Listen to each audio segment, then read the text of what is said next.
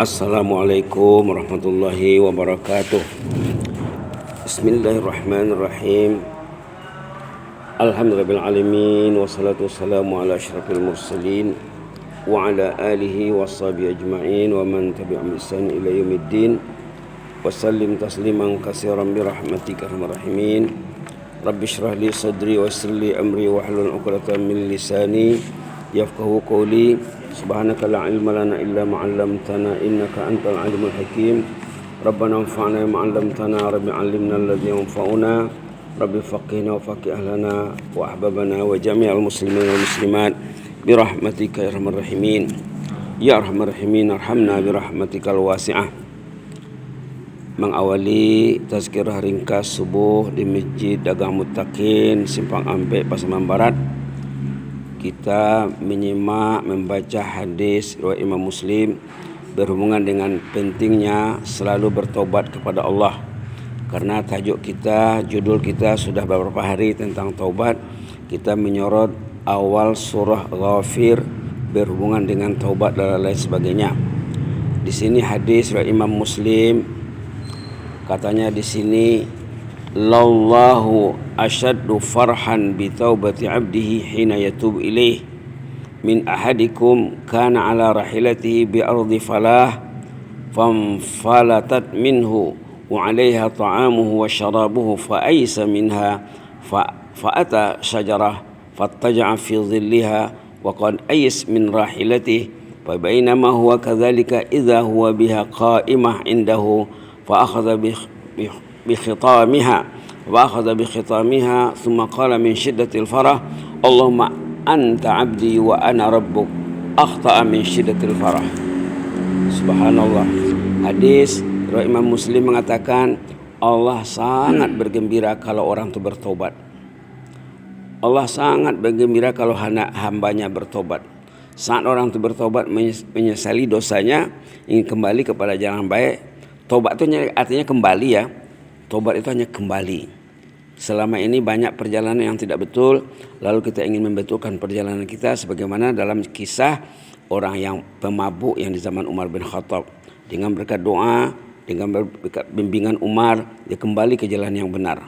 Jadi dikatakan dalam hadis, Allah sangat bergembira dengan taubat hambanya saat dia bertobat.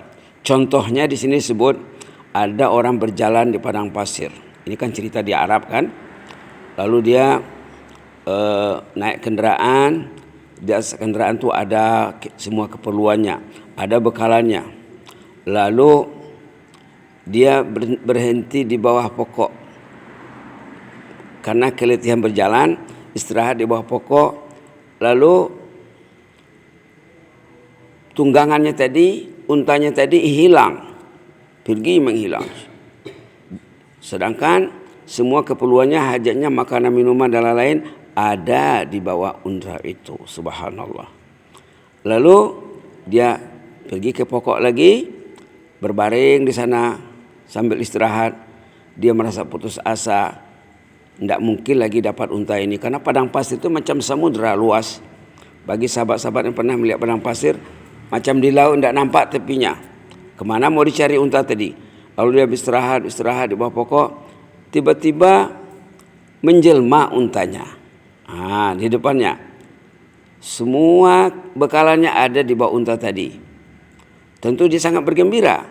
Lalu dia mengatakan, Allahumma anta abdi wa ana rabbuk. Ya Allah, engkaulah hambaku, aku ini Tuhanmu. Terbalik. Dia tersilap. Patutnya saya ini hambamu, engkau Tuhanku. Ini katanya karena saking gembiranya, terbalik cakapnya. Ya Allah, engkaulah hambaku, aku ini Tuhanmu. Begitu dalam hadis ya. Karena dia saking gembiranya sehingga silap ngomong. Terbalik. Artinya apa? Begitulah Allah itu kalau kita kembali ke jalan yang benar. Dari selama ini keadaan kita yang selalu banyak kelemahan kita. Lalu kita berintrospeksi, bermuhasabah diri. Contohnya tentang sholat. Kualitas sholatnya, khusyuk sholatnya. Solat sunatnya, solat saja dulu ya. Solat duhanya, solat tahajudnya. Itu semua karena dikira ya. Kemudian tentang Quran, tentang zikir, tentang penggunaan waktu, penggunaan masa, masa banyak orang tidak menilainya. Kata ulama, dalam penggunaan masa manusia itu ada dua jenis. Ada orang yang Bismillahirrahmanirrahim yang dikatakan sebagai konsumen biasa saja. Tidak perlu dia untung rugi. Tidur, bangun, hayya 'alal falah tidak perlu sama dia. As-salatu khairum minan naum tidak perlu sama dia. Itu konsumen biasa. Karena kita ini dikasih modal 24 jam sehari semalam. Waktu itu modal. Semua dikasih modal. Dikasih nyawa, dikasih tenaga, dikasih iman. Barang yang dikasih ilmu lagi. Dikasih masa, orang umum menggunakan masa tanpa berkira, tanpa perhitungan. Konsumen biasa. Itu kategori pertama, kelompok pertama. Kelompok kedua, kategori kedua, pengguna masa yang melaburkan, investment. Dia investor. Dia menginvestor, dia kalau bahasa Kuala Lumpur pelabur. Kalau di sini mungkin investor. Masa itu digalehkannya, dibisniskannya, diinvestasikannya. Dia sebagai investor. Apa maksudnya? Dengan menggunakan masa secara maksimal, dia mendapat untung yang gadang. Contohnya, datang sembahyang subuh ke masjid, dapat nilai seperti beribadat semalam tak tidur. Subhanallah. Ini investasinya namanya ini. Investor. Subhanallah. Datang ke masjid di pagi hari, kalau baca Quran, satu ayat, nilainya 1 unit kendaraan mewah. Apa contohnya kendaraan mewah yang ada dalam kepala kita? Kalau zaman dulu yang ada unta besar gemuk. 1 ayat dibaca di masjid di pagi hari, nilainya 1 ekor unta besar gemuk. Mungkin nilai unta sekarang mungkin sama dengan nilai mobil di kita, atau kendaraan yang ada nilai lah, ada harga. Begitulah langkahnya dikira pergi dan pulang, tidurnya dikira ibadat kalau dia berniat ibadat, makannya ibadat, olahraganya ibadat, kerjanya ke kantor ibadat, pergi ke ladangnya, ke sawahnya ibadat kalau diniatkan. Pergi ke tokonya, duduk di tokonya, bekerja. Kalau sebagai investor, itu semuanya ibadat. Kalau hanya sebagai konsumen biasa saja, dia tidak tahu dia. Yang penting ada piti, ada duit, ada makan, ada rumah, ada kendaraan, semua keluarga sehat walafiat. Beda ya, beda antara investor dengan konsumen biasa. Itu dibahaskan oleh ulama waktu mengkaji, menceritakan, menguraikan suratul Asr. Wal asri innal insana lafi khusr. Demi masa manusia itu rugi, terpuruk dalam kerugian. Karena masa tidak dimanfaatkan secara maksimal. Masa habis begitu saja. Habis 24 jam, Quran tidak dipegang. Habis seminggu, 1 halaman Quran tidak dibacanya. Habis sebulan, apa Quran sebulan kau? Tidak tahulah ada Quran atau tidak. Subhanallah. Setahun, ini mau masuk, sebentar lagi mau masuk apa? Mau masuk Rabiul Awal. Baru ini Muharram awal hijrah ya. Dan Muharram, Safar, sebentar lagi Rabiul Awal. Artinya sudah 3 bulan dalam bulan hijrah. Apa yang dapat dalam 3 bulan ini?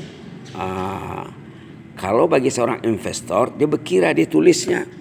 Alhamdulillah, sembahyang berjamaah saya beberapa bulan terakhir ini tidak ada yang ketinggalan.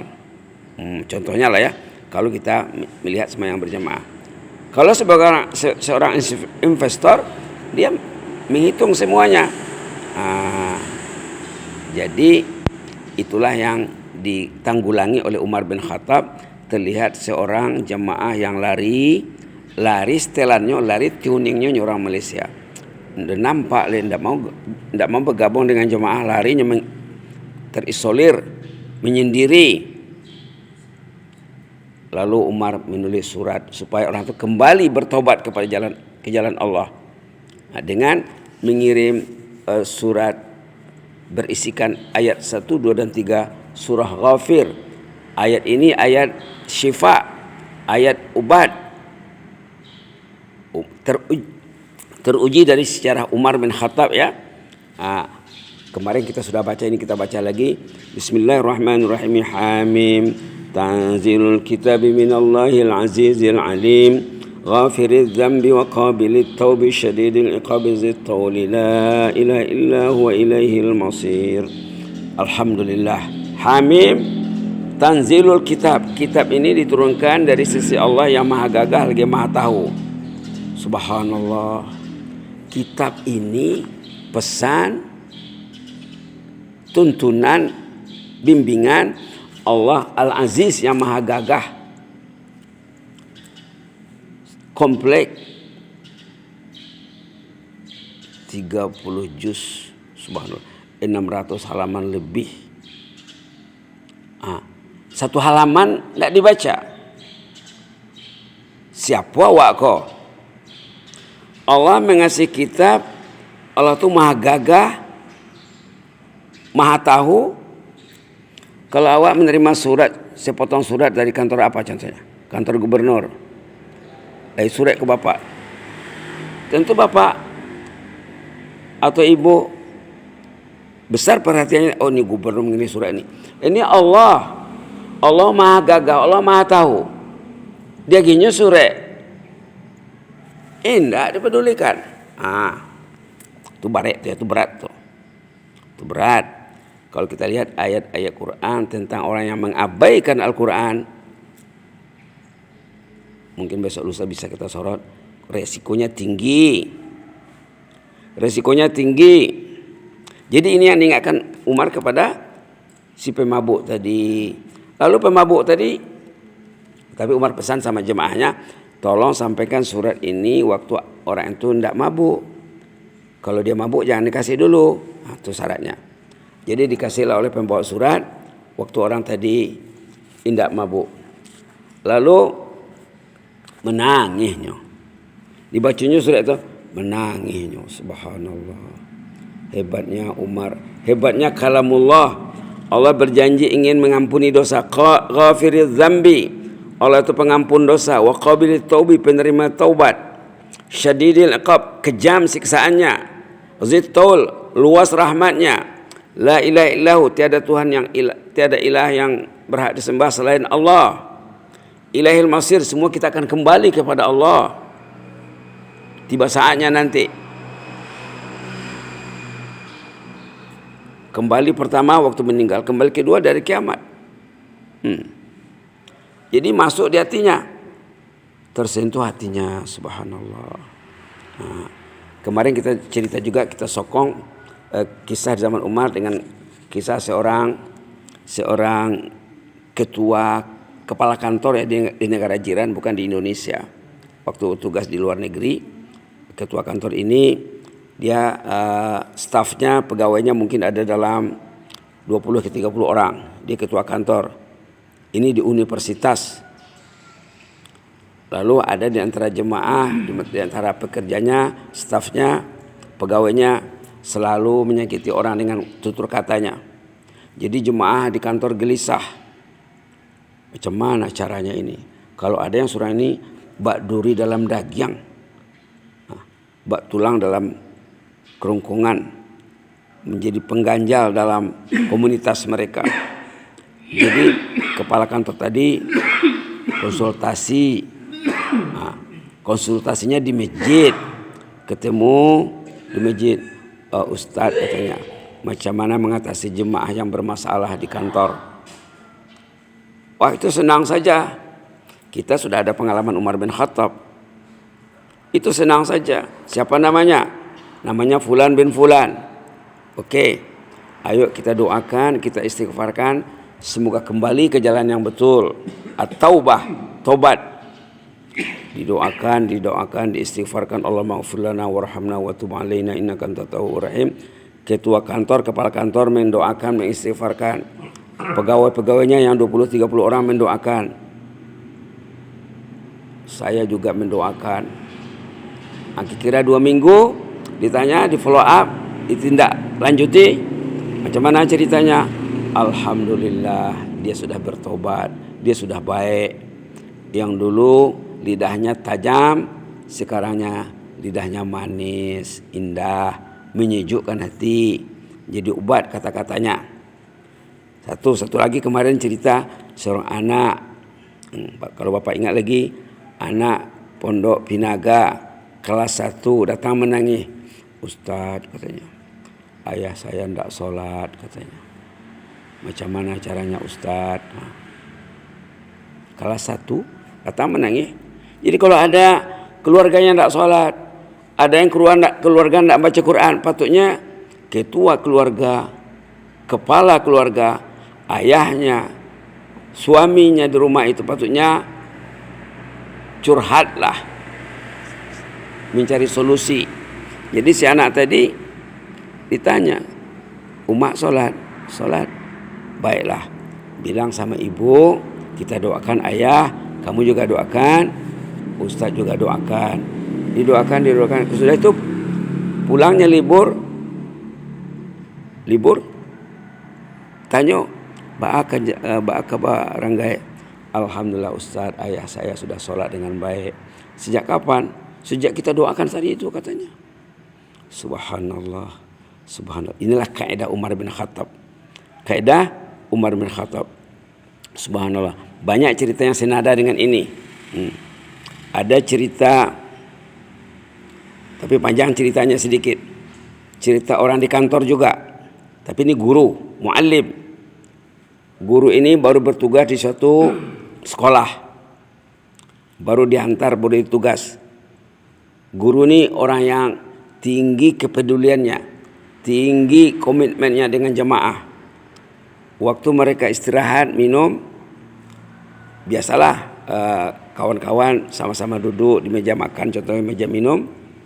Ada seorang yang menyendiri, tidak mau duduk dengan kawan-kawannya. Ditanya oleh murabbi, ini murabbi kita makan murabbi ya. Guru ini murabbi, pendidik. Ditanyanya, kenapa kawan yang seorang itu tidak mau minum dengan kita? Kata kawan-kawannya, orang itu tidak sholat. Ini masalah sholat juga. Orang itu tidak sholat. Dia tidak suka dengan kami pun tidak suka dengan orang yang tak sholat. Maka dia menyendiri. Hebat ceritanya ya. Lalu si murabbi ini, guru yang baru ditugaskan ini, pergi mendekati orang yang bermasalah tadi. Dia bilang, saya ini baru bertugas di sini, belum ada rumah. Saya dengar rumah Bapak luas. Macam mana kalau saya menumpang di rumah Pak seminggu 2 sebelum saya dapat rumah? Wah, tidak usah lah, katanya. Menyesal nanti tinggal dengan saya. Dia merasa dirinya tidak baik. Orang yang tidak baik itu dia tahu dirinya tidak baik, tapi dia tetap hanyut dalam kedosaan. Tahu dia tidak sholat itu tidak baik. Alam, tompanglah saya seminggu 2 saja. Nanti kalau sudah dapat rumah, saya keluar, katanya. Mula-mula dia tidak mau, akhirnya dia mau. Si murabbi, guru yang baru posting, yang baru ditugaskan di sekolah ini, di rumah itu memasak, menyapu, menyuci, membeli sayur ke pekan, membeli daging, membeli ayam. Pokoknya macam khadam dia di situ. Macam pembantu rumah tangga dia di situ. Dia tidak bicara tentang sholat. Dia diam. Suatu hari dia bilang, oh saya mungkin mau pindah lah ini. Sudah lama saya di sini. Oh tidak usah pindah, di sini saja, katanya. Dia sudah keenaan di situ. Dan tiba suatu hari yang bersejarah, mereka sedang makannya pulang sekolah, kira menjelang asar lah. Pulang sekolah masak, kemudian makan. Sesudah makan mereka minum teh, biasa kalau di sana ya. Waktu minum teh berkumandang azan asar. Allahu Akbar, Allahu Akbar. Murabbi guru tadi, orang yang saleh tadi, ditinggalkannya minumannya. Tidak dihabiskannya tehnya. kawan yang bermasalah ini, kamu ini, bapak ini, asal waktu sholat ke masjid, tidak capek kan? Ini kan kita baru pulang sekolah, baru siap makan, minum pun belum habis lagi. Tidak capek, istirahatlah dulu. Saya kalau ke masjid, kecapean saya hilang, saya refresh. Kalau saya ke masjid, saya dapat semangat baru. Maaf kalau panjang sedikit ceritanya ya. Lalu kalau tidak percaya, cobalah sekali ini. Poi bapak tuh yang tidak pernah sholat poi, yang ke masjid. Perginya ke masjid, masih ada waktu untuk sholat sunat. Disuruhnya yang kawannya yang tidak sholat ini di depan, saf depan, dia di sebelah belakang. Dia berdoa, ya Allah, hambamu ini selama ini tidak pernah datang ke rumahmu ya Allah. Sekarang saya berhasil menjinaki hatinya, dia sudah datang ke rumahmu ya Allah buat pertama kalinya. Tolong genggam hatinya, jangan lepas ya Allah. Itu doa kawannya. Itu pentingnya doa. Sudah pulang sampai ke rumah, macam mana tadi? Wah, enak ya katanya. Ternyata enak ke masjid itu. Nanti maghrib kita pergi lagi ya. Tadi saya lihat bapak ke masjid tidak uduk, tidak beruduk dia ke masjid rupanya. Tapi kawannya tidak melarangnya. Nanti bapak mesti mandi dengan baik, pakai pakaian bersih, dengan niat yang bersih. Sejak itu tidak pernah tinggal sholat berjamaah leh. Bahkan jadi orang alim, jadi pendakwah, sampai dia dikirim berdakwah ke luar negeri. Begitulah cara mengatasi kawan yang bermasalah. Dengan menjinaki hatinya, kalau boleh biarlah kaniang belulu asat tanduk mengenai nyorawa. Apa nyorawa? Kepala. Kalau di panti kaniang, biarlah kaniang melulu asal tanduk mengenai. Bila dia menjadi khadam, dia mencuci, memasak, menghidang, tapi dapat yang dihajatkannya. Sehingga dia berhasil membantu kawan yang bermasalah. Akhirnya dia bilang di sekolah, kamu tidak mau menghampirinya, kamu anggap dia orang tidak baik karena dia sholat. Tengok saya, dia jadi orang saleh sudah. Tahulah kawan-kawannya. Mudah-mudahan bermanfaat ya. Jazakumullah khairan, barakallahu fikum. In rabbukum fillah. Allahumma zidna wa la tanqusna wa akrimna wa la tuhinna wa a'tina wa la tahrimna wa athirna wa la tu'sir alaina. وعبنا وارضعنا يا كريم سبحان ربك رب العزة عما يصفون وسلام على المرسلين الحمد لله رب العالمين والسلام عليكم ورحمة الله وبركاته.